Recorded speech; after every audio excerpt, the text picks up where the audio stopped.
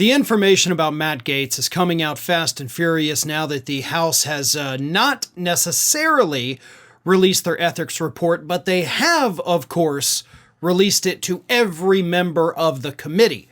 On top of that, on Tuesday, it was reported that a hacker had somehow gained access to sealed documents that were part of the investigation. So that could be leaking really any moment now. But until then, we have plenty of other information to go on to tell us that Matt Gaetz was apparently an even bigger scumbag than any of us could have imagined. Here is what we know so far about what Matt Gaetz allegedly did for several years. And this, of course, comes from the lawyers for several of the women who testified before the House Ethics Committee. One of them, Joel Leopard, his client testified in front of the House Ethics Committee that they had attended between 5 and 10, quote, sex parties with Gaetz between mid-2017 and the end of the year 2018 when he was serving his first term in Congress.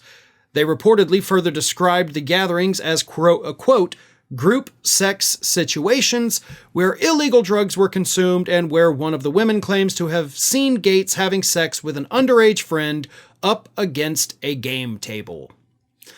And that's just part of it. Other reports from the lawyers for the women say that 2 women, at least, testified that yes, Matt Gaetz paid us for sex and they had the Venmo receipts. So here's what happened. During this investigation, when these women were brought in for their testimony, which of course happened behind closed doors, they pulled up on a big screen the Venmo transactions. And they asked the young women, what was this for? And the young women said, for sex. That was for sex. And get this, it gets even creepier because at some points, according to these women, Matt Gaetz actually used his adopted son's Venmo to pay them for sex so that it didn't come from him. It was coming from his adopted son, who of course is a grown man, which that in and of itself is weird enough, but whatever.